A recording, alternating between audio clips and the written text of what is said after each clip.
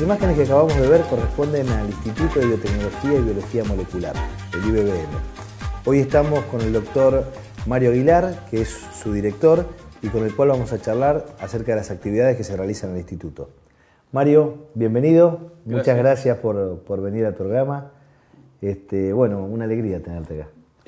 Sí, es una satisfacción estar acá y poder compartir algo de lo que nosotros hacemos en el instituto, permitir explicarles en qué consiste nuestra misión. Exactamente, así es como nos gusta arrancar el programa. ¿A qué se dedica el instituto? Bueno, el instituto es un instituto de doble dependencia, Universidad Nacional de La Plata y CONICET. Ajá. Forma parte de la red de unidades ejecutoras del Centro Científico Tecnológico La Plata. Y es un instituto que está dedicado a la investigación básica y aplicada en biología molecular y bioquímica. O sea, nosotros nos basamos mucho en tratar de identificar y describir procesos biológicos usando una terminología y una lógica que es propia de la química biológica. Ajá. Y de una disciplina que ha crecido mucho en los últimos años, que es la biología molecular y la ingeniería genética. Y estas dos, vertientes, lo que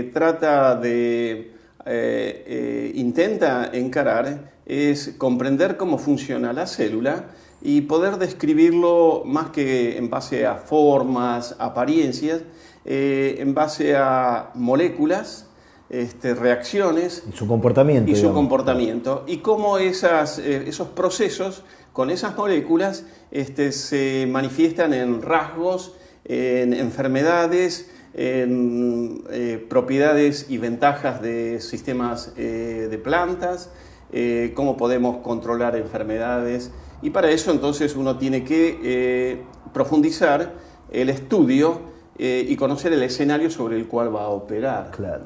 Y eso debe generar seguramente un gran número de líneas de investigación, ¿no? Cómo abordar cada una de esas problemáticas. Sí, en el instituto, en sus investigaciones básicas y aplicadas, trata de contribuir a mejorar la productividad agropecuaria y también la sanidad animal, vegetal y humana. Claro. Y como ustedes, van a ver en las distintas bloques de la presentación, hay distintos grupos de investigación alojados en este instituto que están dedicados, ocupados y preocupados en resolver aspectos específicos dentro de estas grandes áreas que les menciono. Claro. Y como para ir devanando este accionar del instituto, nombrarnos una de esas áreas, y algunas aplicaciones o estudios que están realizando. Bueno, uno de los posibles campos que podemos contarles es alrededor de la producción o mejoramiento de vacunas, principalmente de origen bacteriano. Claro. Como ustedes van a ver, estamos ocupados en dos agentes etiológicos que se los van a explicar ahora. Uno de ellos es el agente. Es la charla que tuvimos seguramente con el doctor Ricardo Gómez. Bueno, ¿querés que veamos las imágenes? Me parece ¿Seguimos bien. Charlando? Sí.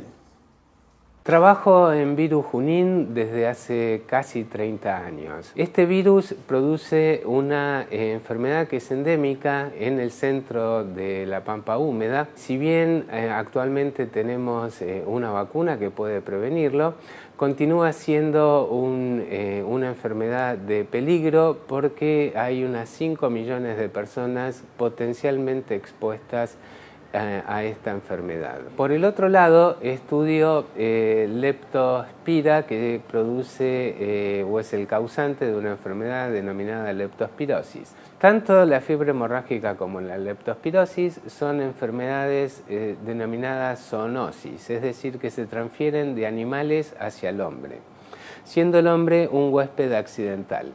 En el caso de la fiebre hemorrágica argentina son roedores de campo y los principales involucrados cuando comenzó esta enfermedad a mediados de los 50 eran trabajadores rurales que trabajaban en la cosecha del maíz. La leptospirosis, si bien en un comienzo era una enfermedad asociada a quienes criaban ganado o tenían contacto directo con el mismo, en los últimos años se ha vuelto prevalente o reemergente porque en lugares donde hay poblaciones o viviendas con medidas sanitarias deficientes, por ejemplo en una villa miseria, hay sobrepoblación de roedores. Y estos animales actúan como reservorio, porque esta bacteria tiene la peculiaridad de anclarse en el riñón y ser eliminada en la orina durante largos periodos de tiempo que pueden llevar meses.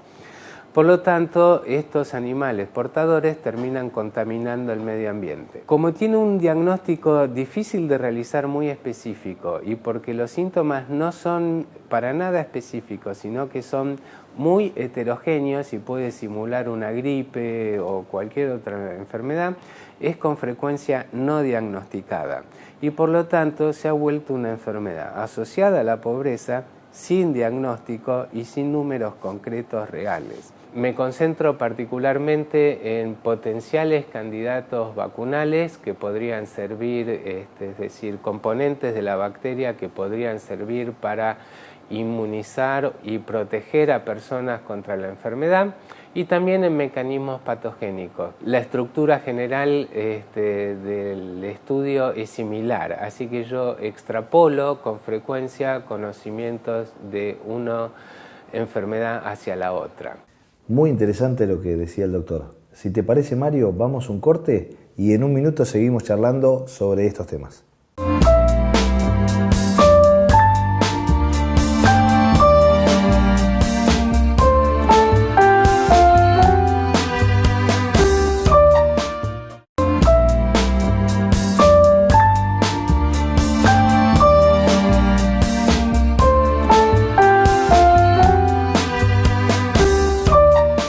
Bueno, volvemos del corte y Mario, a mí me quedó flotando el tema de la leptospirosis y digamos cómo esos brotes aparecen después de los momentos de inundación, cómo la ciencia está atrás de lo que le ocurre cotidianamente a la gente. Bueno, una de las virtudes de este tipo de estudio es que uno o el grupo está persiguiendo la generación de vacunas de, permítame la redundancia, de una generación avanzada. Claro. Es decir, a través de ciertas técnicas de conocimiento del cuerpo de proteínas, de genes, de la bacteria causante de la enfermedad, se pueden diseñar vacunas de mayor o menor eficiencia. Lo que se persigue es de mayor eficiencia. Yo creo que son enfermedades, en algunos casos, que experimentan cierto control sanitario. Sin embargo, en un escenario de un cambio global climático, aparecen situaciones emergentes que son nuevos desafíos para la humanidad, ya sea en general o regional. Claro. Entonces, creemos que esto no va a solucionar probablemente, pero va a contribuir a la solución de la emergencia de la leptospirosis en casos que siguen a inundaciones o en zonas postergadas. Claro. Son nuevas herramientas con un mayor grado de tecnología que ustedes van desarrollando para que la población esté preparada ante eventualidades de ese tipo. Correctamente. Y lo que se persigue es hacer una defensa, digamos que el organismo genere defensas específicas y eficientes respecto a ese agente etiológico. Claro. Y seguíamos hablando hoy de otras líneas de investigación en el corte. Me estabas contando de alguna muy particular. Bueno, dentro de las líneas de sanidad está la sanidad animal. En nuestro instituto, desde épocas tempranas, se desarrollaron líneas de investigación en virología. Ajá. Y en ese sentido creemos constituir una escuela importante en la Argentina. Esto, digamos, se ha continuado y actualmente, digamos, gente joven ha tomado la posta de nuestros maestros y hay líneas que están asociadas en procurar ya sea desarrollar variedades de plantas resistentes a los virus o inducirle una especie de respuesta inmune, o sea, de protección, de tal manera de generar variedades de plantas que no solamente, digamos, resisten a este virus patógeno, provocando beneficios en dos sentidos. Una, sostienen la producción, Claro, claro. y además la calidad del producto. Esta es la línea de la doctora García. Sí, la doctora María Laura García lidera un grupo de investigación que estudia un virus que produce una enfermedad muy difundida, sobre todo en la zona cítrica del litoral, que es zoonosis. ¿Te parece que veamos las imágenes? Me parece muy bien. Escuchamos lo que nos contaba. Yo soy María Laura García, lidero el grupo de virus vegetales, laboratorio que se dedica a estudio de virus vegetales del Instituto de Biotecnología y Biología Molecular. En el caso de mi grupo, está constituido por becarios, es decir, profesionales que están haciendo sus tesis doctorales y investigadores que ya están, digamos, en la carrera de investigador científico del CONICET. El grupo se dedica al estudio de virus de plantas. Aunque por ahí parezca un poco extraño, las plantas también tienen virus, son atacadas por virus, bacterias, hongos, diferentes patógenos, y nosotros nos dedicamos solo a virus. De los virus vegetales, algunos son más importantes porque atacan cultivos, digamos, que son lo que nos importa económicamente y, por supuesto, para la nutrición. De los cultivos, que pueden ser más estudiados, dentro de la Argentina incluso, hay algunos más importantes que otros. Nosotros nos dedicamos a cítricos y últimamente hemos entrado también en los temas de hortalizas. En el caso de los cítricos hay virus que, digamos, son epidémicos y entonces hay que buscar soluciones, no solamente estudiar los virus, sino buscar soluciones a esas enfermedades que causan. Para eso nosotros tenemos distintas líneas de investigación. Es decir, hay gente dentro del grupo que se dedica al estudio del virus y otra gente dentro del grupo que se dedica a tratar de que las plantas sean resistentes a ese virus. También en hortalizas, últimamente, en tomate y en pimiento principalmente, que es más importante dentro de lo que es el cinturón hortícola de Platense.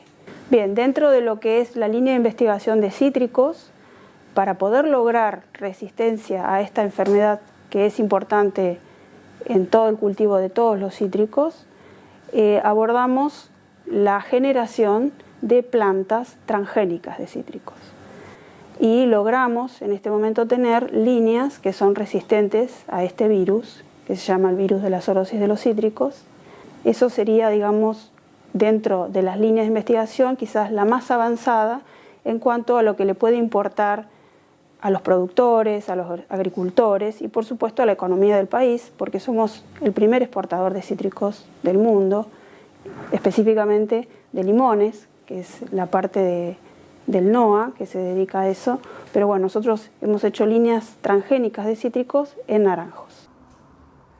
Una vez más vemos cómo los trabajos de nuestros científicos impactan en nuestra vida diaria, tanto los aspectos económicos, sanitarios, bueno, todo lo que estábamos charlando y lo que comentaba la doctora es un poco muestra de esta realidad de la ciencia en el país, ¿no? Claro, las investigaciones que está realizando el grupo de María Laura está haciendo uso de tecnología muy nueva basada en biología molecular y repito, no solamente es la prevención, sino también va a contribuir al diagnóstico precoz de enfermedades. Es importante que la propagación se haga con materiales vegetales que estén desprovistos de los virus. Claro. Y eso va a tener un impacto. Yo creo que es la agricultura del futuro, digamos, es decir, utilizar en forma eficiente recursos naturales con un adelanto en la prevención de enfermedades. Claro, y además generándole ciertos cambios que ayuden a que la producción se adapte a los nuevos lugares, nuevos esquemas climáticos. Hay que pensar de que la población se va a aumentar varios miles de millones en el curso de los 20 años. Y tenemos la misma tierra, Más aún, yo creo que le estamos robando tierra productiva para agricultura, construyendo más edificios, más urbanización. Entonces, si en eso apuntamos en términos generales, es que la eficiencia de producción de materia prima, de alimentos, con las mismas superficies, sea más eficiente. Es fundamental, claro. Bueno, nos vamos a un corte y en el tercer bloque vamos a estar charlando con el doctor Mario Aguilar sobre la línea de investigación que él lidera y que nos cuente un poquitito cómo llegó a ser científico. Nos vemos en un minuto.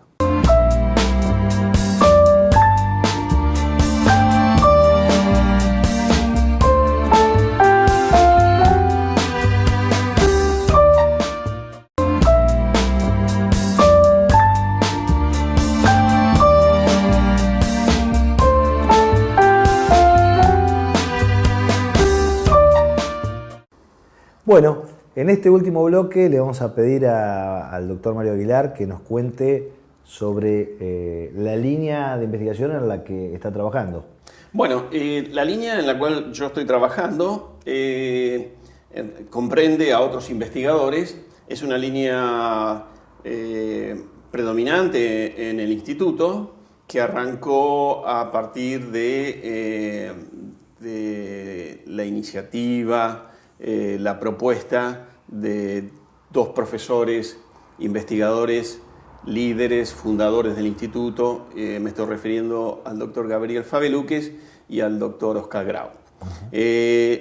La línea o el tema consiste en la simbiosis entre las leguminosas y unas bacterias que están en el suelo, que se las conoce colectivamente como rhizobios.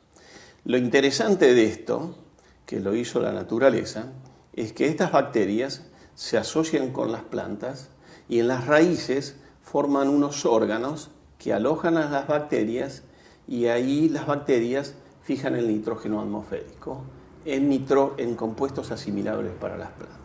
O sea, le ayudan en su funcionamiento a la planta. Claro, el nitrógeno, lo mismo que el fósforo, potasio, etcétera, son nutrientes esenciales para que crezca la planta. Es decir, en muchos casos, en nuestros campos, la producción está limitada por la disponibilidad de estos nutrientes, particularmente nitrógeno. Por eso que el agricultor lo que hace es fertiliza con urea, sulfato de amonio, etc. Entonces, este recurso natural lo que hace es utilizar la capacidad de estas bacterias, toman el nitrógeno del aire, lo convierten en compuestos asimilables y la planta hace aminoácidos, crece. Claro. Y esto lo vemos cada vez que nosotros recorramos una ruta, digamos, y veamos campos de alfalfa, campos de soja, campos de poroto. Ahí se está haciendo tiene lugar un proceso que es importante para el mundo, que es la incorporación de nitrógeno en la biosfera. Qué bárbaro. Entonces, conocer este mecanismo es importante desde dos ángulos.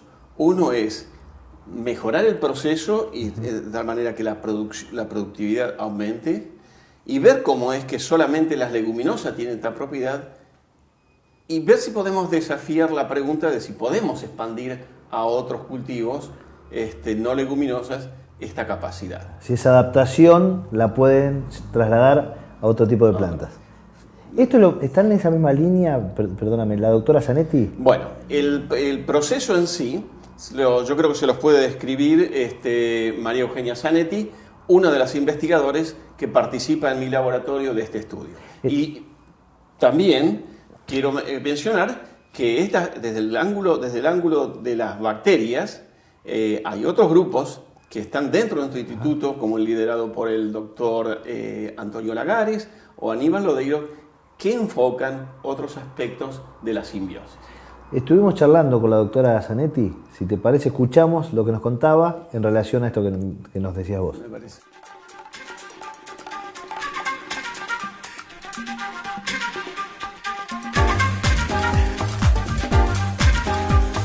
este laboratorio trabajamos en particular en la asociación simbiótica entre plantas leguminosas y bacterias del suelo fijadoras de nitrógeno.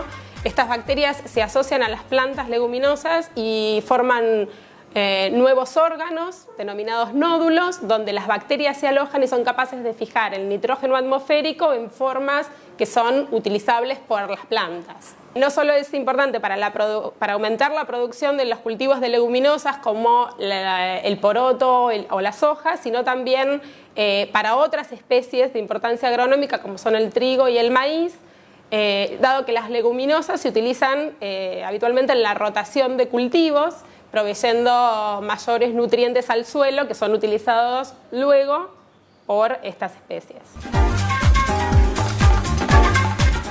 En estas líneas de investigación, Carlos, me parece que es válido mencionar dos puntos.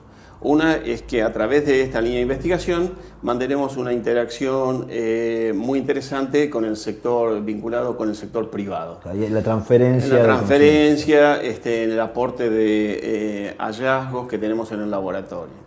El segundo aspecto que es interesante es que ya excede la línea de investigación, sino todo lo que venimos viendo es que una de las misiones que la tenemos fijada como prioritaria y que creemos que yo estoy orgulloso como director de esta labor es la formación de recursos humanos. El instituto participa activamente en la formación de doctorados y en este sentido en los últimos años hemos tenido interacciones y colaboraciones y hemos recibido jóvenes investigadores de otros países, como por ejemplo actualmente tenemos de la India, de Francia, de Colombia, de Alemania. Y esto, digamos, se va renovando, se repite en los últimos años. Algunos están haciendo el doctorado. Ajá. Nosotros hemos visto con la gente en otros capítulos también que esto es una característica fundamental de los centros con los que estamos charlando, que son todos que tienen una doble dependencia, algunos con la universidad, otros con la SIC de Provincia de Buenos Aires, pero en todos ellos hay una interrelación muy fuerte de los científicos de la región, de distintas fuentes, y también internacionales. La interacción que se da en el mundo científico por ahí va más allá de lo que uno ve en lo cotidiano, ¿no? Entre naciones, digamos, distintas afluentes de gente, y en tu centro también se observa. Sí, yo creo que la ciencia está permanentemente abierta, es decir, la ciencia seria, de calidad, su escenario es un escenario global. Claro. Sí, desde su origen, digamos. Pero hablando de origen, siempre nos gusta que nuestros visitantes nos cuenten cómo fue su acercamiento a la ciencia. Primero y principal, ¿cómo llegaste a la universidad y a engancharte con el mundo científico? Bueno, la experiencia, bueno, cada uno tiene su propia experiencia. A lo mejor hay rasgos que son compartidos. A mí me parece que la curiosidad es un elemento que aparece en las vocaciones de mía y de muchos colegas. Es decir, ¿por qué funcionan los cultivos? ¿Cómo funcionan las células? ¿Por qué se enferman? ¿Qué puedo hacer yo? Y vos me decías que llegaste a la ciudad atraído para realizar una carrera. Sí. Bueno, yo hice, en realidad mi secundario es en comercial, yo estudié perito mercantil, sin embargo a mí siempre me atrajo mucho la química y la bioquímica. Concretamente en mi caso, yo creo que, y en algunos de mis colegas, tuvimos la suerte de tener en los años avanzados un profesor que nos abrió un mundo maravilloso, que nos indujo a hacerle preguntas a los sistemas, a responderlos, a obtener respuestas sólidas, de tal manera que se puedan obtener conclusiones y así, digamos, avanzar en el conocimiento de cómo funciona la naturaleza, cómo funciona el mundo, cómo funciona la vida. Este profesor es el profesor que mencioné en el bloque anterior, el doctor Fabi Luques, que fue un profesor maravilloso, que nos prendió esa lamparita por la ciencia. Y que se ve que sigue viva. Y que sigue viva. Yo he hecho esto muy seriamente, pero siempre mantuve como un móvil importante que me tenía que divertir. Fundamental. Mario, muchísimas gracias. Es un gusto. Muy linda la charla. Bueno, ¿qué más agregar? Nos vemos el próximo capítulo de Café Conciencia con más científicos de la ciudad.